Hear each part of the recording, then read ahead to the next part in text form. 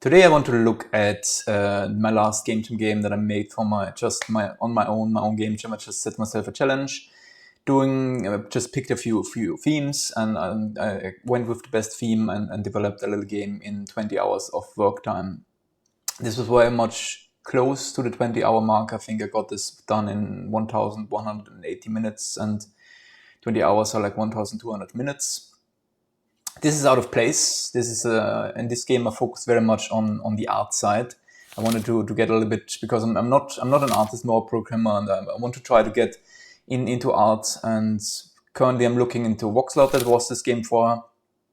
We start here in the menu. We have like just a normal volume menu where when I go here, the music will play. I have some little story for the character. And we can't start now, we have to leave. So this is like an immersive menu in the world, and we're just playing in a whole room. So just to have a place to make some arts, like the lamp and the radio, and I made this small little painting and some items, some Rubik cubes, and a lot of books, and the door and stuff like that. And you can just walk around here and interact with things. And like the radio is interactable, you can turn this on and even switch between different soundtracks.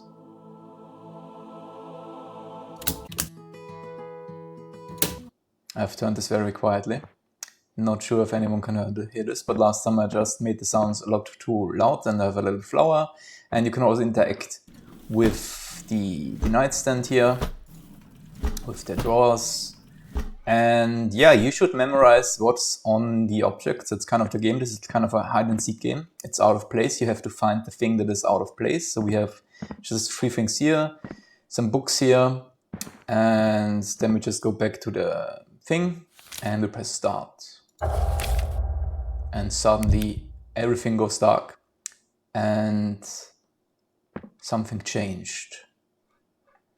Something changed. I think something moved from here, if I remember correctly. Is it the book? It's not the book. This book?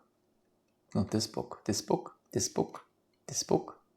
So I just basically have to look over. Ah, it was the pen.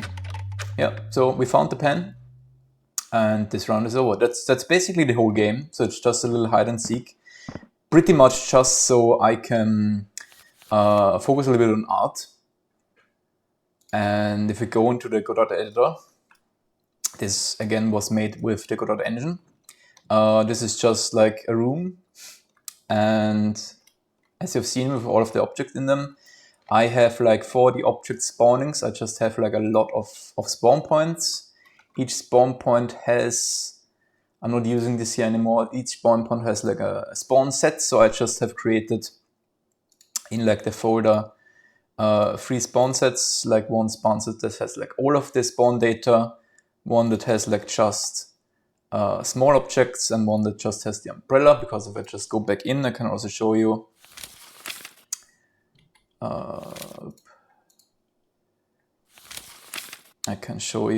that I can have here my debug buttons. Now I've spawned all of the objects. Now I'm clearing them. So these are just all of the spawn points. And we have, for example, here the umbrella. This is for the umbrella data. And we have also some cans that we haven't seen the last time, and the empty flower pots, and some mugs that are also in the game. So I've made them with voxel art and with marking voxel, all of these assets done. And we have here our spawn sets. The spawn sets just define a number of spawn data that we can spawn. We have like our spawn data just defines a scene, and just some configuration on like, do I want to rotate randomly the y-axis, or do I want to have some custom angle definitions that are a little bit randomized for spawning, so they're not just all oriented the same. And then this spawn data just takes a lot of scenes. So just for all of the objects, just have some scene. For example, here I have like a book scene.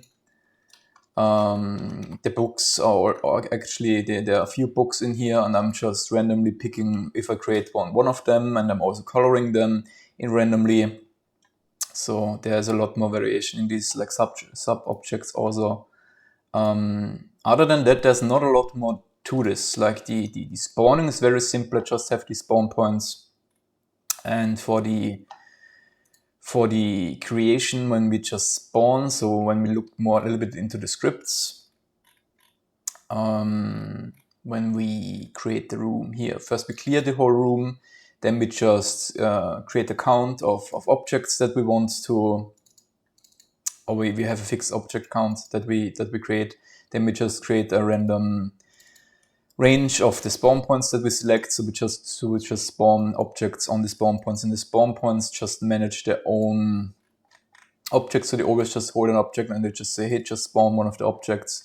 When I spawn them, well, I just picked a random data set out of the spawn data, and I just spawn that, and then I just do the setting the position, and if I have the random settings on, I just apply the rotations and stuff like that.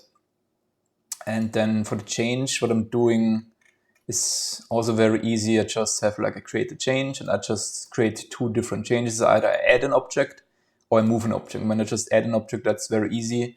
I just find a free spawn point that isn't currently used, and I just spawn an object there and just reference the object, so I have it so that the player can then look for it and reference it and just see, okay, this is the object that we looked at. And we have a move change. So we we find an object so a spawn object that has currently an object, and we find a free spawn point that we can move to, and then we just release the object from the spawn point that it's spawned on, and then we add the object to the spawn point that we move it to. So we just move an object from one spawn point to another, or we just spawn a new object, and it's very much just a change. All of the other stuff is then very much just visually, which was the whole purpose of this game. A little bit more fun and interesting thing is maybe like the radio.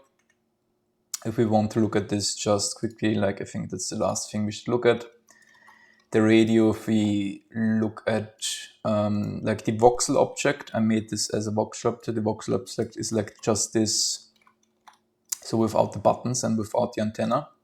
Of course, because Magica Voxel can't do other rotating objects, so this antenna is just a box mesh colored in the same color, and then I just have these radio buttons. They are their own scenes.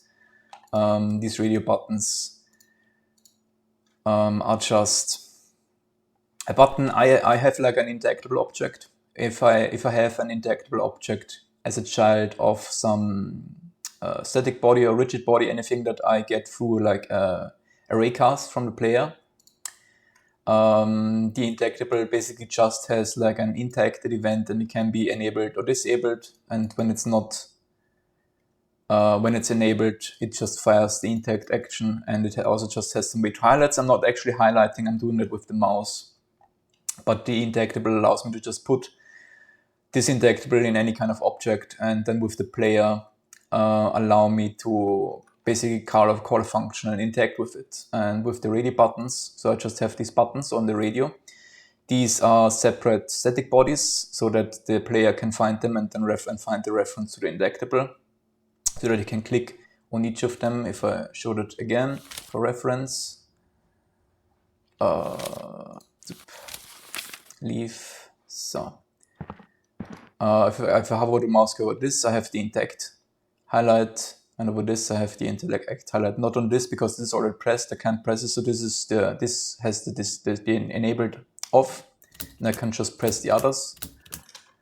And of course I can also switch this. And these are very simple, on-interactable. In the radio button I just have a script that hooks up the on-interact function, and on-interact I'm just playing, where's the on-interact turn on? I'm just turning it on, and it will be turned off then by the radio, because they are like toggles. If you press one, you turn off the others, and you just have then an animation. So we have the animations, we just have like turn on animations with the sound where it goes down and it plays the sound. I have turn off animations where it then goes back up. And we pretty much have the very same thing for like the switch, just this is like in the radio itself. I didn't make a whole scene for that because it's just one. We have the switch visually, and then we have the switch body. That is again just to have a collision shape, so we can have an interactable here, and the radio here on top has like the interactable interacts, or like connects the interactable on the interacting, which is switching the switch on and off, and then set it to is playing or not. And then we have like the radio buttons here, and we connect the activate functions. The radio buttons activate themselves. So we have a button press here for the index, and we connect like the buttons with like the music. We have different music when it's light and dark. We have like the radio buttons. So like here we just have these 3 arrays. They are connected through the array index, which is not a good thing to do. It's unclean, but for like a game chip, and when you know, okay, I just have 3 things, it doesn't matter that much. I just have like the index, and we then just turn the other radio buttons off, and we turn the previous on button off, and we set the new current button, and then we switch the music. And when we're playing, we're starting to play, because if we switch the stream, the audio stream player turns off. And yeah, so that's very simply how the radio works. All of the other interactables are very much same. I really like these small detailed interactive actions. I think they make such a game very fun. I think that's also where I leave the behind the scene presentation of Out of the Place. I have to say, I really enjoy this menu and enjoyed doing this. Maybe that's one thing that I should like look into here, because that's actually quite interesting. The menu board, because the menu is just like a 2D menu with like just some buttons that are just have themed as like post-its. And the 2D menu is then rendered in the menu board here as in a subviewport. And just with a subviewport, you don't actually get input in Godot. If you want to get input with such a thing, you basically need to, the menu board here is a static body 3D, so it's a collision body. And collision bodies have this input event function. This is like an override of the collision object 3D input event, and this gives us an input event. So when we're clicking on it or moving the mouse cursor on it, we get the 3D event position. So what we're basically just doing here is we're just taking the event position and making it local, and then transforming it according to the plane that we're on. And then we push the event down the subviewport. So we move the 3D mouse inputs to the subviewport. And the subviewport here just renders basically into a texture, which we have here on the UI mesh object. This is just like a mesh with like a quad mesh. And it just has a material with the albedo set to a subviewport texture. Or viewport texture. Where is it? A viewport texture. And then you just select the viewport path, and then the subviewport renders into this texture, and this just displayed on a single quad. And that's how the 3D menu is done, which I really enjoy having. So just load in, and you're just in the game, and the transition then is just basically a camera fade, where I have the player camera and I have a static camera for the menu. And when I go into the menu, I just switch the camera to like the menu camera, and I just make a tween from like where the player camera was to like the static menu camera position. And when I fade out, I do this in reverse. So also very simple, with a little bit of sounds here on the hovering and stuff like that.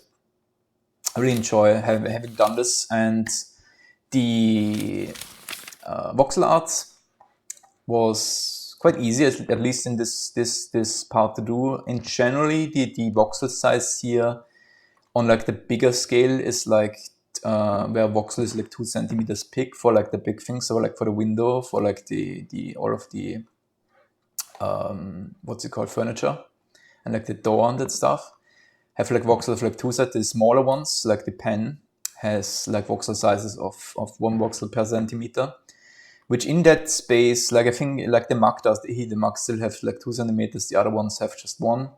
Most, at least pretty much most, I think all of them, except of the Mac, because I made that at first.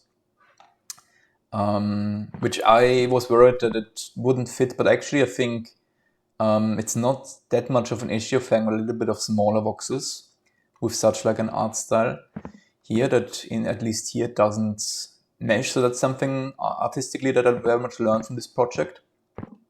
I had some weird issues with Godot where I have some lighting issues where, well, in one spotlight 3D, the shadows didn't work, and if I just created another in that, it worked dynamically, and sounds are very very quietly played. Where I have to from the radio, I have to like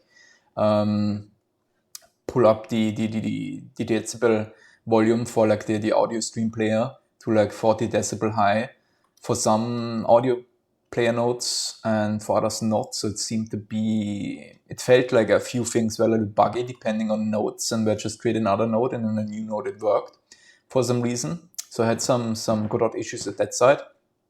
I did really enjoy the art process of that, and I would like to explore that maybe in a little bit next, a little bit more in the future. My next project will look more so on the vector art. So these are like the 2 art styles that I think might be fitting to me.